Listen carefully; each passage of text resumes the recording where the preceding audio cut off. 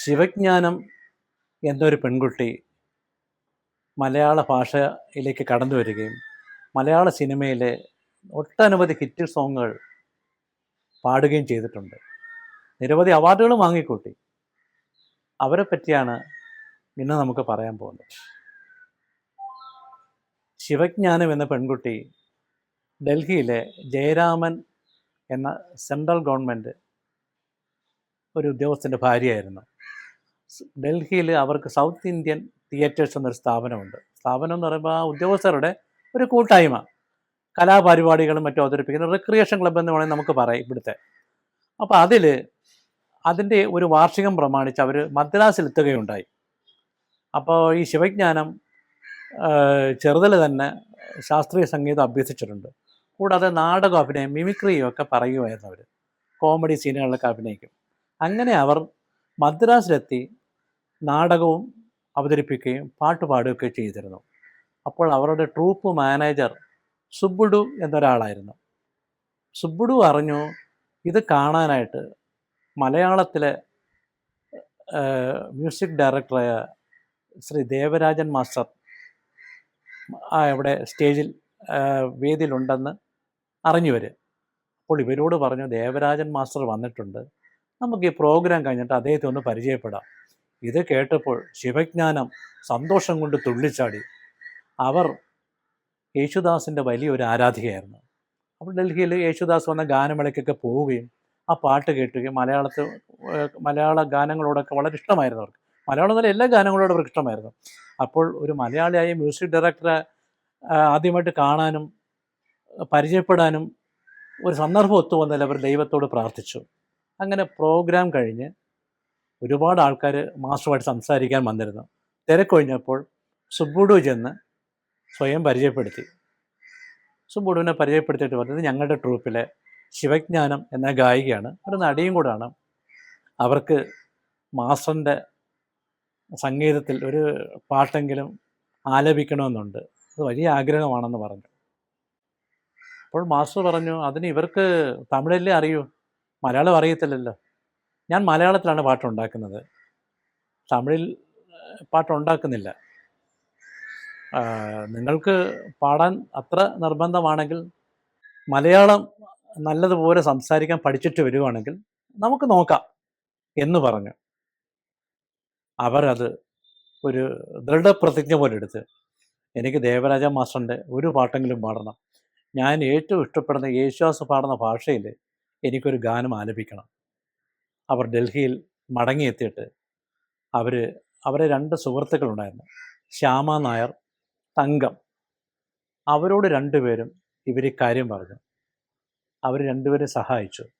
അങ്ങനെ ഒരു 2 വർഷം എടുത്തു അവർ മലയാളം പഠിക്കാൻ. നല്ലവണ്ണം മലയാളം സംസാരിച്ച് ഇവരോട് ചോദിച്ചതിന് ശേഷം അവർ മാസ്റ്റർക്ക് മലയാളത്തിലൊരു കത്തെഴുതി, ഞാൻ മലയാളം പഠിച്ചു, എനിക്ക് പാട്ട് തരണം എന്നായിരുന്നു ആ കത്ത്. മാസ്റ്റർ ആലോചിച്ചു, ഇവർ നിസ്സാരക്കാരി അല്ലല്ലോ. സാധാരണഗതിയിൽ അന്നുള്ള ഗായകന്മാർക്കൊന്നും മലയാളം ശരിക്കും ഉച്ചരിക്കത്തില്ല. പാട്ടുകൾ അവരുടെ മാതൃഭാഷ തെലുങ്കിലോ തമിഴിലോ എഴുതിയെടുത്തിട്ടാണ് അവർ പഠിക്കുന്നത്. ഇതാ മലയാളം പഠിച്ചൊരു ഗായിക വന്നിരിക്കുന്നു, എന്നാൽ ഒരു അവസരം കൊടുക്കാമെന്ന് മാസ്റ്റർ വിചാരിച്ചു. അവരുടെ ആ കഠിന പ്രയത്നത്തെ മാസ്റ്റർ മനസ്സിൽ കണ്ടു കാണും. കാരണം കഠിനാധ്വാനികളൊക്കെ മാസ്റ്റർക്ക് എന്നും ഇഷ്ടമാണ്. അങ്ങനെ അവർ ഏതോ ഒരു ആവശ്യത്തിന് മദ്രാസിലെത്തിയപ്പോൾ ജനറൽ പിക്ചേഴ്സ് നിർമ്മിച്ച പി ഭാസ്കരൻ മാസ്റ്റർ സംവിധാനം ചെയ്ത കാട്ടുകുരങ്ങ് എന്ന സിനിമയുടെ ചിത്രീകരണം നടക്കുകയായിരുന്നു. അപ്പോഴാണ് ഇവർ മാസ്റ്ററെ കാണാനായിട്ട് വരുന്നത്. വന്ന് പറഞ്ഞു. അപ്പോൾ മാസ്റ്റർക്ക് തോന്നി, ഇതിനെ പാട്ടിൻ്റെ റെക്കോർഡിങ് കഴിഞ്ഞു, അറിയുന്നില്ല ഭവാൻ മാറോട് അണിച്ചാൻ ഉറക്കുന്ന സുശീലാമ്മയുടെ പാട്ടുള്ള പാട്ട് റെക്കോർഡിങ് കഴിഞ്ഞു. അപ്പോൾ ഇവർ മാസ്റ്റർ അന്ന് എസ് ജാനകിയുടെ ഒരു പ്രസിദ്ധ ഗാനമുണ്ട്, തമിഴ് ഗാനം, ചിങ്കാര വേലന എന്നുള്ള പാട്ട്. അതിവർ മൂക്ക് കൊണ്ട് നാഗസ്വരം വായിച്ച് കേൾപ്പിച്ചിരുന്നു. അപ്പോൾ മാസ്റ്റർക്കൊരു ബുദ്ധി, അതിലെ ഒരു കഥാപാത്രം ജയഭാരതി, സത്യൻ്റെ കഥാപാത്രം കുട്ടികളെ കളിപ്പിക്കാൻ ഒക്കെ നിൽക്കുന്ന രംഗത്ത് ഉപയോഗിച്ചാലോ എന്ന് സംവിധായകനായ പി ഭാസ്കരൻ മാസ്റ്ററോട് ചോദിച്ചു. ഭാസ്കരൻ മാസ്റ്ററിന് കൊള്ളാം, നല്ല നിർദ്ദേശം, അതൊരു നല്ല രസകരമായിരിക്കും. അങ്ങനെ ഒരു സ്റ്റുഡിയോയിൽ വരുത്തി ഈ ശിങ്കാരവേല എന്നുള്ള ഗാനം മൂക്കുകൊണ്ട് നാഗസ്വരം വായിക്കുന്ന രീതിയിൽ ഫുൾ പാട്ട് റെക്കോർഡ് ചെയ്തു. അതെല്ലാവർക്കും ഇഷ്ടമായി. ആ സിനിമയിൽ ഉപയോഗിക്കുകയും ചെയ്തു. ആ സിനിമ 1968 റിലീസായി. അതിനുശേഷം അങ്ങ് പോയി അതിന് 3, 4 ലോങ് പ്ലേ റെക്കോർഡുകളാണ് മാസ്റ്റർ ഈ ശിവജ്ഞാനത്തിന് സംഭാവനയായി കൊടുത്തത്. പിന്നെ നാളുകളേറെയായി. അങ്ങനെ ഇരിക്കവെയാണ് മഞ്ഞിലാസിൻ്റെ മൂന്നാമത്തെ ചിത്രം യക്ഷി, അടിമകൾ, കടൽപ്പാലം മൂന്നാമത്തെ ചിത്രം മാസ്റ്റർ തന്നെ സമിതിയായ കാളിദാസ കലാകേന്ദ്രം അവർ അവതരിപ്പിച്ചൊരു നാടകമായിരുന്നു കടൽപ്പാലം. KT മുഹമ്മദിൻ്റെ പ്രശസ്തമായ നാടകം സിനിമയാക്കാമെന്ന് MO ജോസഫ് വിചാരിച്ചു. അങ്ങനെ സത്യൻ ഡബിൾ റോളിൽ അഭിനയിച്ച ആ സിനിമ അടൂർ ഭവാനിയുടെ ഒരു കഥാപാത്രമുണ്ട്. സത്യൻ്റെ എന്നുവെച്ചാൽ കൈമൾ എന്ന കഥാപാത്രത്തിൻ്റെ ഡ്രൈവറായിരുന്നു അടൂർ ഭവാനിയുടെ ഭർത്താവ്. അദ്ദേഹം മരിക്കുകയും അതിൻ്റെ സ്മരണാർത്ഥം അവർക്ക് തൻ്റെ ബംഗ്ലാവിനോട് തൊട്ടടുത്ത് തന്നെ ഒരു ചെറിയ വീട് വെച്ചു കൊടുത്തു. അവരവിടെ താമസിക്കുകയാണ്. പക്ഷെ പിന്നീട് കാലക്രമത്തിൽ അവർ കൈമളുടെ ശത്രുവായി മാറുകയാണത്. അപ്പോൾ ആ അങ്ങോട്ട് നോക്കും, ആ ജനലുകൾ പോലും തുറക്കത്തില്ല, അത്രയ്ക്ക് ദേഷ്യമാണ്. അവരുടെ വീട്ടിൽ പക്ഷേ ഇവരുടെ മകൾ പോവുകയും അവരുടെ മകനുമായിട്ട് അടുപ്പമുണ്ടെന്ന് അറിയുകയും ചെയ്തു. അപ്പം ഈ അടൂർ ഭവാനി എന്ന കഥാപാത്രത്തിൻ്റെ ഒരു പാട്ട് വേണം. ഇത് ഈ കുട്ടികളുടെ ഒരു പ്രേമരംഗങ്ങളുടെ സംഗമവേദിയായിട്ട് അടൂർ ഭവാനി പാടുന്ന പാട്ടാണ്. അങ്ങനെ സേതുമാധവൻ രംഗത്തിൻ്റെ കാര്യം പറഞ്ഞപ്പോൾ അതിൽ നായിക ഷീലയ്ക്ക് വേണ്ടി പാടുന്നത് ഉജ്ജയിനിയിലെ ഗായിക എന്ന പാട്ട് നിങ്ങൾക്കെല്ലാം അറിയാം. അത് ഷീലയാണ്. ഷീലയ്ക്ക് വേണ്ടി തന്നെ വേറൊരു പാട്ടുണ്ട്, ഇന്നേ പോലില്ലങ്കാവിലെ താരാട്ട് എന്നൊരു പാട്ടുണ്ട്. അപ്പോൾ ഇത് അടൂർ ഭവാനിക്ക് മാസ്റ്റർ വിചാരിച്ചു ഒരു പുതിയ ഗായികയെ കൊണ്ട് അവതരിപ്പിച്ചാൽ എന്താ, അത് ഇതുവരെ കേൾക്കാത്ത ശബ്ദമായിരിക്കണം. അപ്പോൾ ഓടിയെത്തി ശിവജ്ഞാനം എന്ന ഗായികയുടെ പേര്. അപ്പോൾ അവർക്ക് കത്തിട്ടു, അവർ വന്നു, വലിയ സന്തോഷമായി.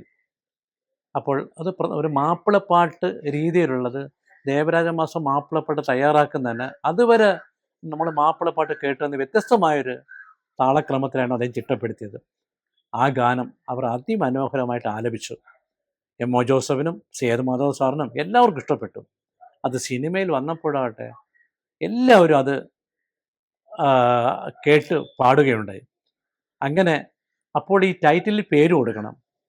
അപ്പോൾ മാസ്റ്റർ ആലോചിച്ചു, ഈ പേര് കൊള്ളത്തില്ല, ശിവജ്ഞാനം എന്ന പേര് കൊള്ളുകയില്ല. മാസ്റ്ററുടെ ബുദ്ധിയിൽ വന്ന പേര്, ഇവർ നല്ല മധുരമുള്ള ശബ്ദത്തിനുടമയാണല്ലോ, എങ്കിൽ മാധുരി എന്നിരിക്കട്ടെ എന്ന് കരുതി അങ്ങനെ മാസ്റ്റർ MO ജോസഫിനോട് പറയും, ടൈറ്റിൽ ഇങ്ങനെ പേര് കൊടുക്കാൻ പറഞ്ഞു. അങ്ങനെ ശിവജ്ഞാനം എന്ന ഗായിക കടൽപ്പാലത്തിൻ്റെ ടൈറ്റിലിൽ P മാധുരി എന്ന് ആലേഖനം ചെയ്യപ്പെട്ടു.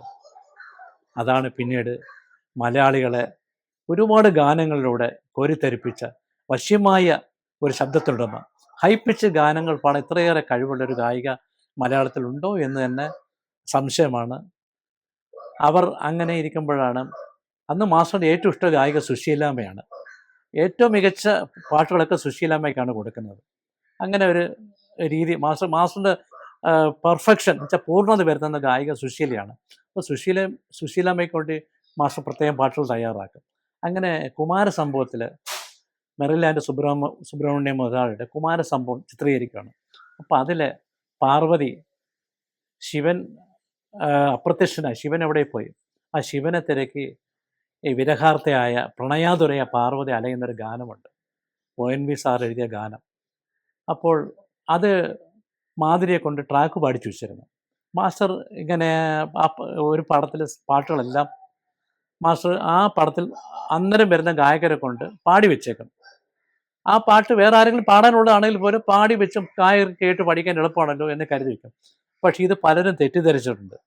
ജയചന്ദ്രൻ തന്നെ പറഞ്ഞിട്ടുണ്ട്, താരുണ്യം തന്നോടെ പുഷ്പവനത്തിൽ എന്ന പാട്ടും മഞ്ഞളെ മുങ്ങിത്തോർത്തി അത് വേറെ ആർക്കോ വേണ്ടി പാടാനുള്ളതാണെന്നാണ് ജയചന്ദ്രൻ കരുതിയത്. പക്ഷേ അവസാനമാണ് പറഞ്ഞത് ജയചന്ദ്രൻ്റെ പാട്ടാണെന്ന്. അപ്പോൾ മാസ്റ്റർ ജയചന്ദ്രനെ കൊണ്ട് സുശീലാമ്മയുടെ പാട്ട് പാടിച്ചു വയ്ക്കും, ദാസാറിൻ്റെ പാട്ട് തന്നെ മാധുരമ്മയെ കൊണ്ട് പാടിക്കും, ജയേട്ടനെ കൊണ്ട് പാടിച്ചു വയ്ക്കും. അങ്ങനെ പാടിച്ച് വെക്കുന്ന രീതി മാസ്റ്റർക്കുണ്ടായിരുന്നു. പക്ഷെ കൊടുക്കുന്ന വേറെ ആർക്കെങ്കിലും ആയിരിക്കും. പക്ഷെ ഇന്ന് പല പത്രങ്ങളിലും പല ഗായകരും ഇത് തെറ്റിദ്ധരിച്ച് അവർക്ക് കൊടുക്കാനിരുന്ന പാട്ടാണെന്നൊക്കെ പറഞ്ഞ് അത് വേറെ ആർക്കോ കൊടുത്തു എന്നൊക്കെ പറഞ്ഞ് തെറ്റിദ്ധാരണാജനകമായ വാർത്തകൾ വരുന്നുണ്ട്. യഥാർത്ഥ സത്യം ഇതാണ്. അതാണ് ഞാൻ നേരത്തെ ഞങ്ങൾ ഈ ചാനലിൽ പറഞ്ഞ അറിയപ്പെടാത്ത ഒരുപാട് കഥകളുണ്ട്. ഇതിൻ്റെ യഥാർത്ഥ വാസ്തവം ഇതാണ്. എല്ലാവരെ കൊണ്ടും പാടിച്ചു വയ്ക്കും. അങ്ങനെ മാധുര്യമ്മയെ കൊണ്ട് പ്രിയസഖി ഗംഗയ്ക്ക് പാടിച്ചു വെച്ചു. ഇപ്പോൾ സുശീലം വന്ന് 4 ഭാഷകളിൽ പാടുന്ന ഗായികയാണ്. തിരക്കോട് തിരക്കാണ് അവർ. മുത്തുകൾ വാരി വിതർന്നുകൊള്ള ശബ്ദം എല്ലാവർക്കും കിട്ടണമെന്നുള്ളൊരു ആഗ്രഹമായിരുന്നു. പക്ഷെ എവിടെ കിട്ടാൻ? അവരുടെ ഒരു സമയം ഒരു പരമാവധി പാട്ടുകൾ പാടിക്കൊണ്ട്. പക്ഷേ അങ്ങനെ ഒരു തിരക്കിൽ പെട്ടുപോയ സമയത്താണ് സുബ്രഹ്മണ്യ മുരളി പറയുന്നത്, മാസ്റ്ററെ നമുക്കിത് മാധുര്യമ്മയുടെ പാട്ട് ഉപയോഗിച്ചാലോ? ഒരു തവണ നോക്കാം നമുക്ക്. സുശീലാമ്മയുടെ പാട്ട് വേറെ ഉണ്ടല്ലോ ഇതിനകത്ത്. നല്ല ഹൈമപത പൂവിലൊക്കെ ഉണ്ട് ഇതിനകത്ത്. അപ്പോൾ ഇതൊന്ന് മാറ്റി ഉപയോഗിച്ച് നോക്കാം. എന്തായാലും കുഴപ്പം വരുന്നത് നമുക്ക് നോക്കാം. പക്ഷെ പാടി കേട്ടപ്പോൾ എല്ലാവർക്കും തൃപ്തിയായി. ആ പാർവതിയുടെ വിരഹവും ആ അന്വേഷണവും ഒക്കെ മാധുര്യമ്മയുടെ ശബ്ദത്തിൽ വളരെയധികം പ്രേക്ഷക ഹൃദയങ്ങളിലേക്ക് എത്തിക്കാൻ കഴിഞ്ഞു. 69 ഡിസംബറിൽ ഇറങ്ങിയ കുമാരസംഭവത്തിലെ പാട്ട് മാധുര്യമ്മയെ മലയാളികളുടെ ഇഷ്ട ഗായികയാക്കി. അങ്ങനെ ശിവജ്ഞാനത്തിൽ നിന്നും പി മാധുരി എന്ന ഗായിക ജനഹൃദയങ്ങളിൽ സ്ഥാനം പിടിച്ചു. പിന്നീട് അവർക്ക് നിരവധി അവാർഡുകൾ കിട്ടി. അവർ ഒരുപാട് ഗാനമേളകളും ഒക്കെ അവതരിപ്പിച്ചിട്ടുണ്ടായിരുന്നു. കരമനയിലെ വീട്ടിൽ ഞങ്ങൾ അവിടെ താമസിക്കുമ്പോൾ അവർ വരുമായിരുന്നു. എനിക്കൊരുപാട് ഓണത്തിനും ഒക്കെ ആകുമ്പോൾ സമ്മാനങ്ങളും തുണിയൊക്കെ എടുത്തു തരുമായിരുന്നു. ഞാൻ ആ മദ്രാസിൽ ചെല്ലുമ്പോൾ അവരെ വീട്ടിൽ താമസിച്ചിട്ടുണ്ട്. പിന്നീട് അവതരിപ്പിക്കുന്ന ഗാനമേളകളിൽ ആ പാട്ട് പ്രസൻറ്റ് ചെയ്യാൻ എനിക്കൊരു ഭാഗ്യം കിട്ടിയിട്ടുണ്ട്. ഒരുപാട് ഗാനമേളകളിൽ. അങ്ങനെ ഞാൻ അവരോടൊപ്പം യാത്ര ചെയ്തിട്ടുണ്ട്. ഇന്നും അവർ കാനഡയിൽ മകൻ വിജിയോടൊപ്പവും മൂത്തമ്മൻ രാജുവിനോടൊപ്പം താമസിക്കുകയാണ്. ഇടയ്ക്കിടയ്ക്ക് വിളിക്കും, കുശലാന്വേഷണങ്ങൾ അന്വേഷിക്കും, ഓണത്തിനും വിശേഷ ദിവസങ്ങളിലൊക്കെ ആശംസകൾ നേരും. ഇപ്പോൾ അവർക്ക് തൈറോയ്ഡ് സംബന്ധമായ ഒരു ഓപ്പറേഷൻ കഴിഞ്ഞതിന് ശേഷം കുറച്ച് വയ്യായ്മയുണ്ട്. അല്ലെങ്കിൽ ഇടയ്ക്ക് കേരളത്തിലൊക്കെ വരുമായിരുന്നു അവർ. അടുത്ത കാലത്തും വിളിച്ചിരുന്നു. അപ്പോൾ ഇടയ്ക്കിടെ ബന്ധം പുലർത്തുന്നുണ്ട് അവരുമായിട്ടും. അങ്ങനെ അവരെപ്പറ്റി പറയാൻ കഴിഞ്ഞത് തന്നെ എനിക്കൊരു വലിയ സന്തോഷമായി കരുതുന്നു. അങ്ങനെ ശിവജ്ഞാനം എന്ന ഗായിക മാധുര്യമ്മയായിട്ട് മാറി.